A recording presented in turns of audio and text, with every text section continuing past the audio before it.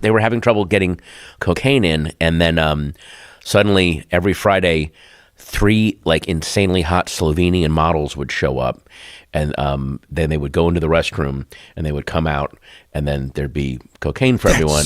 So cool. So Robert Evans would like get them to, you know, Whoa. and then the custom guys were like, "Bellissima," Yeah. hey, and they wouldn't bother them, and then they would go. That's how they got the cocaine. Robin Williams Tunnel. The Robin I'll tell Williams you, Tunnel. Yeah. my first time driving back through Marin after Robin Williams had died, and because I always knew that tunnel when I was a kid. It always, you know, you've known it. You were in San Francisco in the 90s, early 90s. That rainbow was always there. Always. The rainbow was always over the bridge north of San Francisco, just past Sausalito.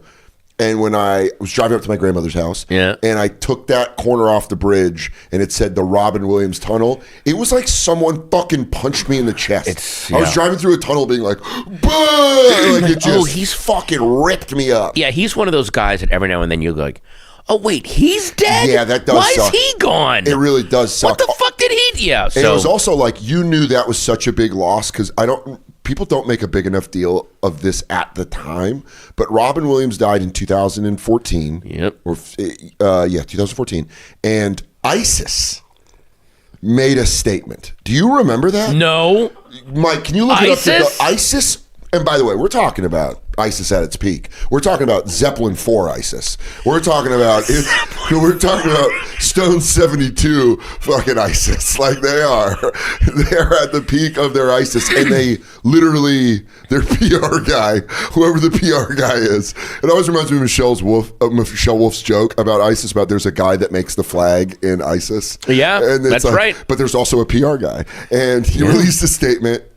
You found it? Dude, it's real. It's real. It's 100% real. The show is sponsored by BetterHelp. So following the death of actor and comedian Robin Williams in August of 2014, several individuals identifying as ISIS militants or supporters on Twitter at times made statements. Some militants shared a fondness for his work, with one user calling themselves a Jumanji jihadi. And that's got to be fake. That's fake. That's fake. Yeah. But I you know what? remember Can I say seeing, something? I think that was probably Jim Norton. Yeah. Feels like probably Jim Norton doing funny. that. Yeah. He does that. Yeah. But by the way, I'm sure there were guys like America should burn and the ashes should be salted forever. But the genie in Aladdin is so delightful. But please. Mrs. Doubtfire, when the breasts are on, when they catch on fire. But when the breasts are on fire, he should not be in a dress. Why is he in a dress? He's a man. He's great. So just recently, embarrassingly, we're talking about all things that are embarrassing. Yeah. I have really learned how psychologically tied and tormented I am by the movie Mrs. Doubtfire. Really? It was on. We pay for the pay channels. We got HBO. We got Showtime. I spend.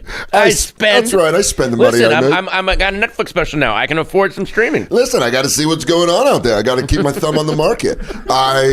But Mrs. Doubtfire was on because it was just like I will doom scroll and I will watch like BBC News and get like a lot of anxiety. Mm-hmm. But now what I'm doing is I'm putting on the movie channels just as background noise, and I'm stopping.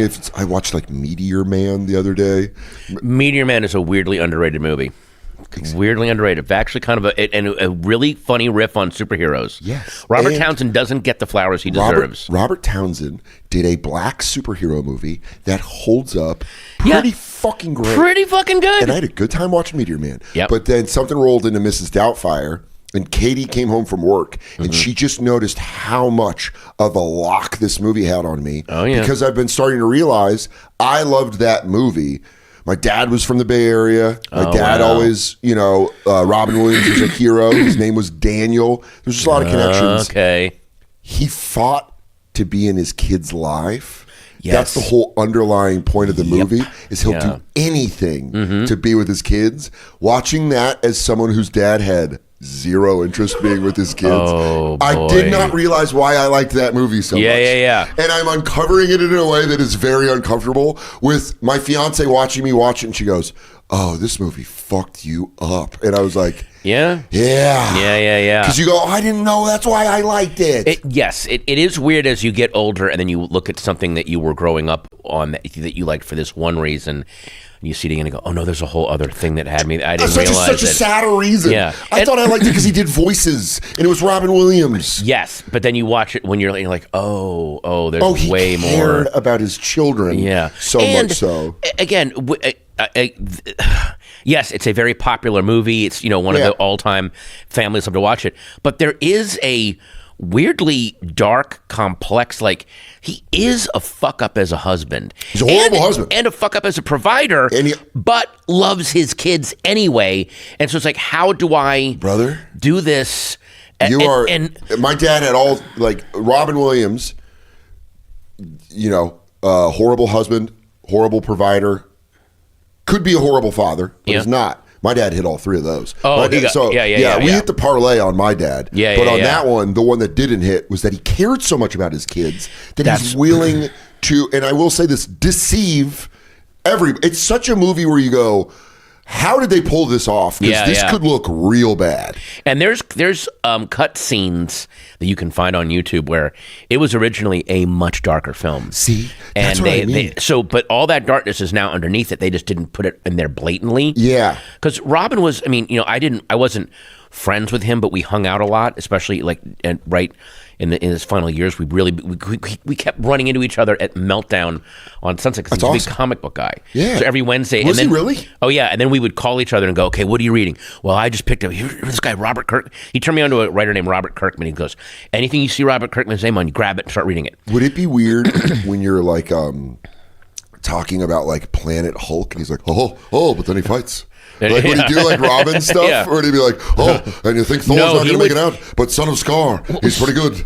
Red Hulk, The thing that always, there's so many tragedies to Robin Williams not being here, but one was that, when you would hang out with him, he would do a little bit of the Robin stuff, and then he would just talk about his life and how insane his career was. And he never got to do like an amazing one-man show where he just talked about, because his stories were so fascinating, and he was such a not just brilliant storyteller, but tell a story and then give you an insight into it where he's like, I know that I approached the story this way, and then it took me, like we were just saying about Miss Doubtfire, and then I looking at it this way, and you're like, fuck, that's right. And he never got to do that. Yeah, that would have been. Why didn't he get to do that? I think everyone, we were joking around, me and DeRosa were joking around this about last night, like, he was talking about Regan, and he was like, Regan, do one final thing where you just like, Joe DeRosa said, he told Regan, he was like, just do a special called cunt, and just do like,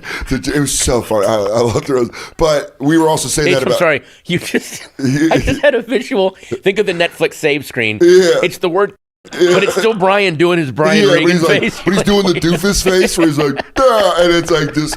But like we were talking about that with Nate Bargatze, like just set it on fire on your last one. And that would be Robin Williams just going like, all right, here's really what happened on Mork and Mindy. Yeah. And here's what happened on Cadillac Man. Yeah. And I wasn't happy about Awakenings because De Niro was a prick. And you're like, I would love to hear. Yeah, or you're just right. Like the stories he would tell me about making Popeye. Crazy when they're so coked out of their mind. Well, first off, have you rewatched Popeye? No. Okay, go rewatch Popeye. We might have to do that as another watch along. Yeah. It is a sneak remake of McCabe and Mrs. Miller, his earlier Robert Altman movie, to the point where when they go to the betting track, there's a little red light whorehouse. Sure. And there's a woman with red curly hair lying on like one of those opium beds looking at a piece of stained glass, which is the final shot of McCabe and Mrs. Miller. They put that in there in the movie.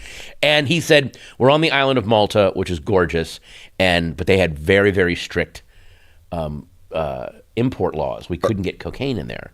And our producer was Robert Evans. One time I got Harry Nielsen and Robin Williams and Robert Altman to do Popeye. Was I crazy? I was. But like a fox. So whoever played Robert Evans in that show about making The Godfather? Yeah, who did that? Can you look that up? It's the Miles Teller show about what is it called? Like not the bargain? Look, we'll get the offer. It might be called The Offer. Okay, it might be called The Offer. It is The Offer. That show is fucking phenomenal. Yeah. But the guy that plays Robert Evans, who played Robert Evans? If we look it up, he was fucking Matthew Good played Good. Robert Evans. Listen, Matthew was good, but was he great? No one can be Robert Evans. No one, baby. No one, baby. Hey, we're gonna get coke. We need to get coke to Malta. Well, So Robin said they were having trouble getting cocaine in, and then suddenly every Friday, 3 like insanely hot Slovenian models would show up, and then they would go into the restroom, and they would come out, and then there'd be cocaine for everyone. so cool. So Robert Evans would like get them to, you know, Whoa. and then the custom guys were like bellissima, Yeah. hey, and they wouldn't bother them, and then they would go. That's how they got the cocaine. Can I tell you right now? By the way, that's a movie in itself. Yeah. Make that movie. Holy shit. Can I also tell you it makes me yearn for a simpler time where beautiful women could trick men of authority by doing like under the chin and then smuggle in a kilo of cocaine in their pussy. Yeah. Is by going like under the chin of a guy where he goes, oh, like that. You're like, bellissimo, please come to Malta. You're right, and right. then they're like, funk, and they go, there you go, Evans. I got your brick in. Let me open this balloon up. Yeah, that was... Yeah.